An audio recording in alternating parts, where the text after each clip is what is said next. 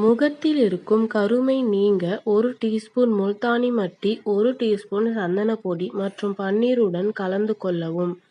இந்த பேஸ்ட் கெட்டியாகவும் இருக்கக்கூடாது, நீராகவும் இருக்கக்கூடாது. அதனால் அதற்கேற்ப அளவில் பன்னீரை சேர்த்து கொள்ளவும்.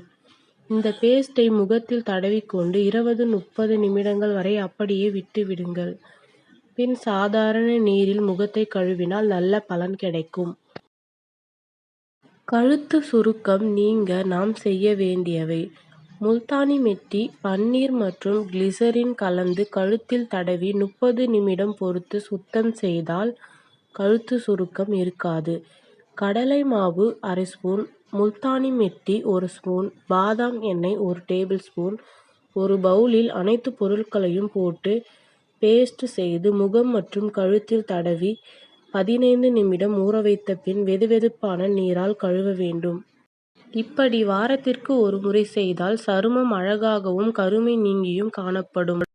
கழுத்து மற்றும் முகத்தில் இருக்கும் கருமையை நீக்க கிவி பழத்தை 2ஆக வெட்டி அதன் பாதியை எடுத்து கொள்ள வேண்டும்.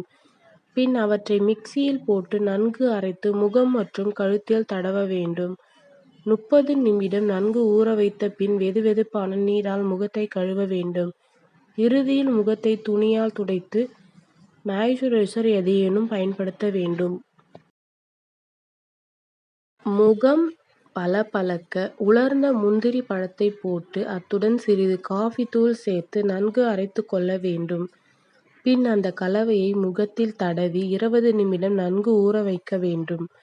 பின்பு நீரால் முகத்தை கழுவி முகத்தை துணியால் துடைத்து மாய்ஸ்சரைசர் எதையாவது பயன்படுத்துங்கள். வறண்ட சருமத்தை பாதுகாக்க ஒரு பவுலில் பாதி கேரட் மற்றும் ஒரு கொய்யாப்பழத்தை எடுத்து கொள்ள வேண்டும். பின் அதை மிக்சியில் போட்டு நன்கு அரைத்து கொள்ளவும். பின் அந்த கலவையை முகம் மற்றும் கழுத்து பகுதியில் தடவி 30 நிமிடம் நன்கு ஊற வைத்து வெதுவெதுப்பான நீரால் முகத்தை கழுவ வேண்டும். அதன் பின் வறட்சியை தடுப்பதற்கு மாய்ஸ்சரைசர் எதையேனும் பயன்படுத்த வேண்டும். முகம் பளபளக்க ஒரு பீச் பழத்தை நன்கு அரைத்து அத்துடன் 3 டேபிள் ஸ்பூன் தயிரை சேர்த்து கலந்து கொள்ள வேண்டும். அதன் பின் அந்த கலவையை முகம் மற்றும் கழுத்தில் தடவி கை விரல்களால் மெதுவாக மசாஜ் செய்ய வேண்டும். பின்பு 20 நிமிடம் நன்கு ஊற வைத்து நீரால் முகத்தை கழுவ வேண்டும்.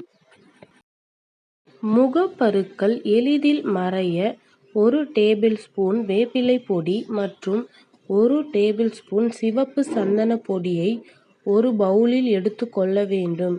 பின் அதை நீர் சேர்த்து பேஸ்ட் செய்து முகம் மற்றும் கழுத்து பகுதியில் தடவி 10 முதல் 20 நிமிடம் ஊற வைத்து பின் நீரால் கழுவ வேண்டும். இப்படி வாரத்திற்கு 2-3 முறை செய்து வந்தால் முகத்தில் அசிங்கமாக இருக்கும் பிம்பிள் விரைவில் மறைந்துவிடும்.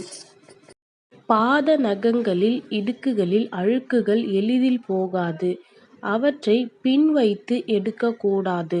அதற்கு பதிலாக தீக்குச்சியின் கைப்பிடிக்கு பகுதியில் நல்லெண்ணெயால் நனைத்து தீபத்தில் சூடு செய்து நன்றாக இடுக்கில் உள்ள அழுக்குகளை எடுத்தால் எளிதில் வெளிவந்துவிடும். நகங்களும் பளபளக்கும்.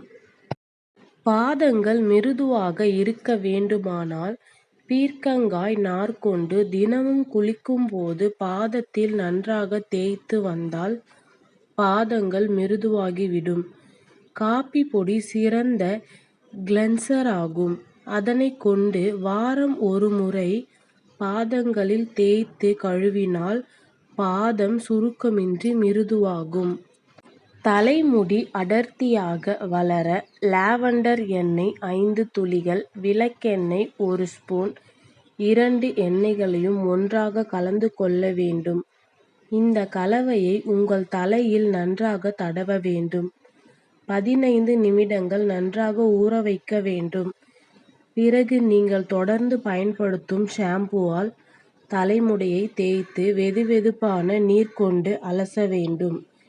ஒவ்வொரு வாரமும் இதனை தொடர்ந்து செய்து வந்தால் உங்கள் முடி விரைவில் அடர்த்தியாகும்.